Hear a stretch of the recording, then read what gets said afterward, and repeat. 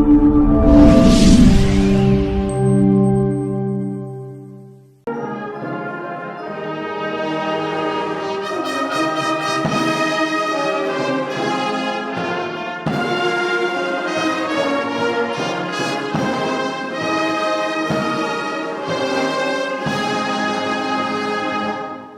have given us lessons, Mr. President, on prosperity, strategic security, and undugu.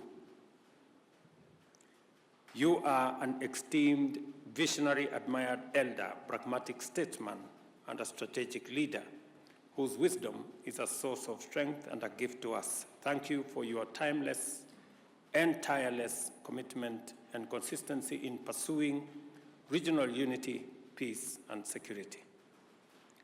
For all these reasons and much more, I now request you all, ladies and gentlemen, to be upstanding, raise your glasses, and join me in a hearty toast to the well-being and solidarity between the people of Kenya and the people of Uganda. Cheers.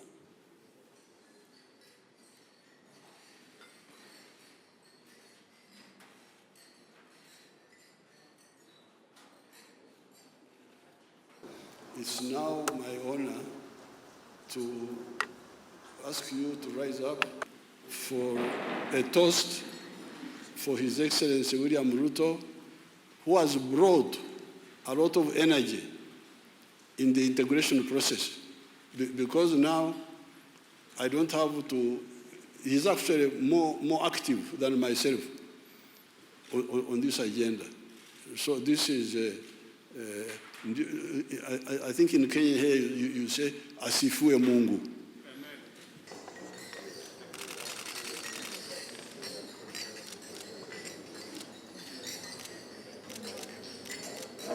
Your presence fills us with joy and pride because a beloved sibling and respected neighbor is at home with us.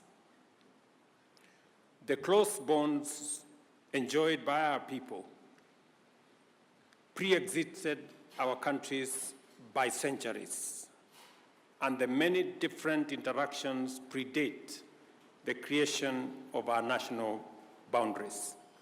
For this reason, many Kenyans and Ugandans see their movements back and forth across the border to be unnatural and as natural as moving from one part of a home to another. The idea that they have felt or they have left their own and entered a new foreign country is alien and meaningless to them.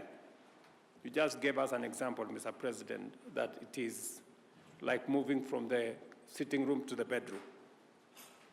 Nobody needs any permission. What matters to most of them are the people they meet and the business they conduct. We are more than just good neighbors. In our hearts, the people of Kenya and Uganda are family. We are each other's trusted trading partners and cherished siblings. What this means in practice is that more often than not, we desire the same goods, have a common vision, feel a natural obligation to come to each other's aid, and equally naturally expect each other's support. This is what happens when people are united by shared values and recognize that they are traveling one road to the same destination. This is also the shared understanding which underpins our commitment to champion a united, integrated, and borderless East Africa as a cornerstone of a united Africa. I am encouraged by the progress we have made in our engagements during your visit, Mr. President, from resolving various issues in our bilateral relations, including trade and security, to formulating mechanisms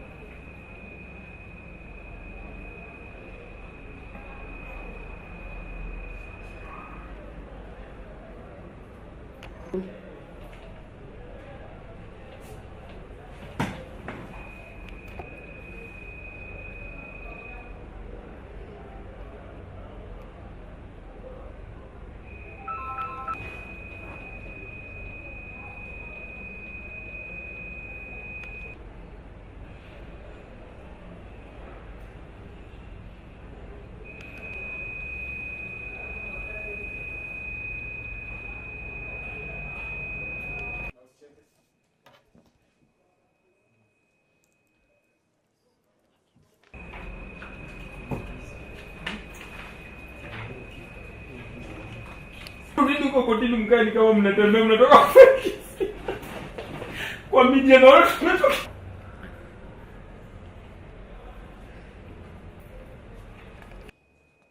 The HRCSO survey on experiences of civil society organizations working on human rights in Kenya aimed to gauge the role played by CSOs and NGOs in championing adherence to human rights as provided for in the United Nations Charter and subsequent resolutions by the body's General Assembly and as per the laws of the land. This survey sought to provide policymakers and stakeholders with up-to-date data that will guide formulation of appropriate intervention, strategies, and approaches in regards to human rights advancement. The survey also sought to assess the public's perception on CSOs and NGOs involved in protection of human rights and the general feeling of minority groups, including women, on the impact of these organizations on protecting their rights.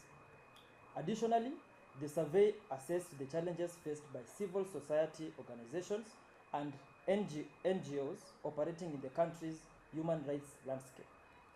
May it be brought to the attention of the readers of this survey report of probable inadequacies that the report may not have covered everything in relation to CSOs and NGOs intervention in advancing human rights.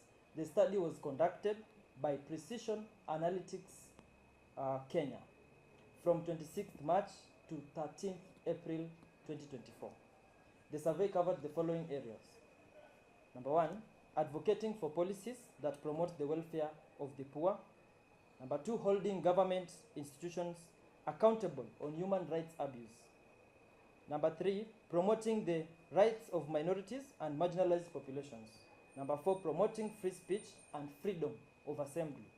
Number 5, advocating for the realization of Article 43 of the Kenyan Constitution 2010. Number 5, protesting police misconduct.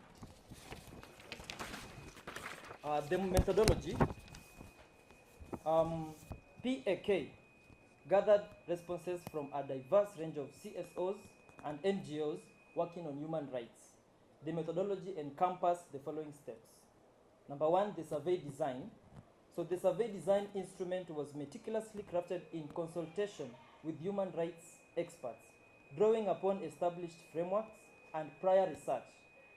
Questions were strategically structured to cover various dimensions, including the regulatory environment, threats and attacks, access to finance and resources, decision-making process, and background information about the organizations. Number 2 was the sampling strategy. To ensure diverse representation, a stratified sampling approach was employed based on geographical location, organizational size, and focus area. Number 3, the data collection.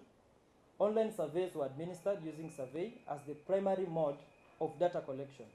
Questionnaires were sent to select groups and feedback given within 20 minutes. In cases where internet access was limited, telephone interviews and face-to-face discussions were conducted to capture responses. Measures were implemented to guarantee respondent anonymity and confidentiality, fostering openness and candid responses. Number 4 was the fieldwork period. The survey was conducted over a 19-day period, spanning from 26th March 2024 to 13th April 2024. This time frame was chosen to allow for adequate data collection while ensuring timely analysis and reporting. Number 5 was data analysis, whereby quantitative data obtained from the surveys underwent rigorous statistical analysis to identify trends, patterns, and correlations. Qualitative data derived from the interviews and open-ended survey questions were thematically analyzed to extract nuanced insights and themes. These were the key findings. Number 1, the general condition. NGOs and CSOs expressed mixed sentiments regarding the conditions for human rights work in Kenya. There is a great feeling that Kenya